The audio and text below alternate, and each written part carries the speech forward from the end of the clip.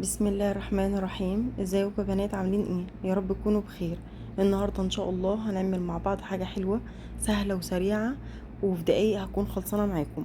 لو عندك منجايه واحده وشويه لبن هنعمل بيهم حاجه حلوه سهله وسريعه ومكوناتها بسيطه واقتصاديه، وفي دقايق هكون خلصانه معاكم. يلا بينا نشوف حضرناها ازاي. هنجيب الحله بتاعتنا ونحط فيها كوبايتين من اللبن او من الحليب.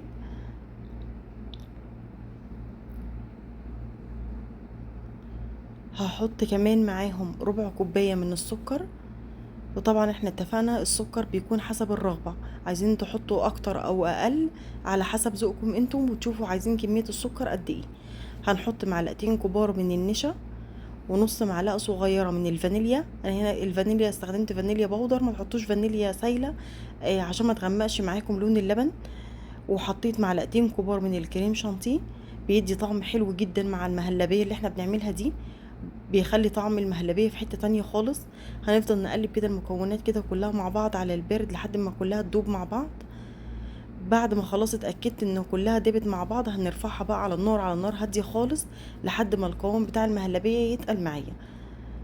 اول ما يبدأ، طبعا احنا ده كله بنقلب فيها على نار هادية خالص، ما نشيلش ايدينا عشان ما تتحرقش يا بنات من تحت. هنفضل نقلب فيها كده لحد اول ما تغلي معايا وتوصل معايا للقوام اللي انتوا شايفينه ده. خلاص بطفي عليها وببدأ اجيب الكوبايات بتاعتي او الكاسات او الطباق اللي موجود بقى والمتوفر عندكم واللي انتوا عايزين تستخدموه. انا كان عندي الطباق ديت، جبت الصينيه بتاعه الكب كيك، حطيت عليها الطباق بالشكل اللي انتوا شايفينه ده عشان تبقى بس مايله شويه. لو ما فيش الصينيه بتاعه الكب كيك دي ممكن تستخدموا تحطوا شويه رز في طبق وتميلوا عليها الطباق، برضو هيطلع معاكم الطبق ميل. انا بس بقول لكم افكار ولو حابين تستخدموها يعني. هنبدأ بقى نحط نص المهلبية اللي احنا عملناها في نص الطبق كده زي ما انتوا شايفين. هنوزع المهلبية كلها في الطباق، والمهلبية نحطها على طول وهي سخنة، ما نسيبهاش تبرد عشان ما تتمسكش وتتقل معانا. هندخلها بقى التلاجة تبرد وتتقل معانا لحد ما تتماسك خالص. هكون معايا نوت حبتين من المانجا، هقشرهم واعملهم عصير. ضربتهم في الخلاط، انا عايزه القوام بتاع العصير يبقى تقيل كده، مش عايزاه يبقى خفيف قوي.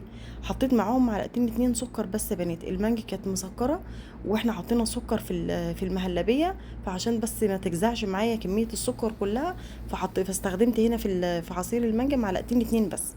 ضربتهم مع الخلاط عشان السكر يدوب بسرعه مع العصير. وحطيت معلقتين كبار بقى من النشا، نفس ما عملنا في المهلبية هنعمل برضك مع المانجا بالظبط. حطينا معلقتين كبار من النشا، وهفضل اقلبهم على البارد لحد ما النشا كده يختفي مع عصير المانجا ويبقى شكله بالشكل اللي انتوا شايفينه ده. هرفعهم بقى على النار، على النار هادية خالص برضك لحد ما القوام بتاع المانجا يتقل.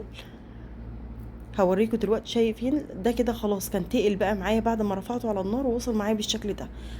هفضيه دلوقتي في كوبايه عشان اوريكم القوام بتاعه والشكل بتاعه المظبوط. شايفين يا بنات القوام عامل ازاي؟ ولا هو تقيل قوي ولا هو خفيف قوي؟ هسيبه بس يهدى تقريبا 5 دقايق علشان اللي عندنا المهلبية كانت ساقعة فما تفكش معايا بعد ما احط عليها المانجا سخنة. بعد ما جمدت معايا بالشكل دوت هحط بقى عليها المهلبية المانجا زي ما انتوا شايفين كده.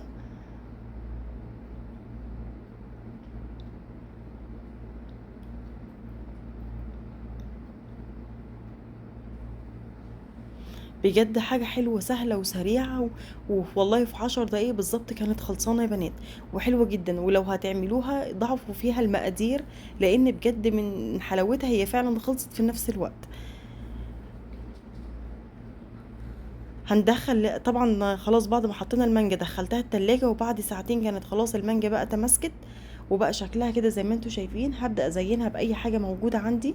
كان عندي شوية من الفستق، وكمان هقطع شويه قطعه من المانجا كده اهوت، اخدت منها حبه قطع صغيره كده زي ما انتوا شايفين. برضو تقدروا تحطوها تستخدموا فيها اي حاجه انتوا حابين تحطوها. ممكن تحطوا المانجا وتعملوا برضك لو عندكم كيس من الجيلي تقدروا تحطوا برضك طبقه ثالثه من الجيلي، برضك هتبقى طعمها حلو جدا.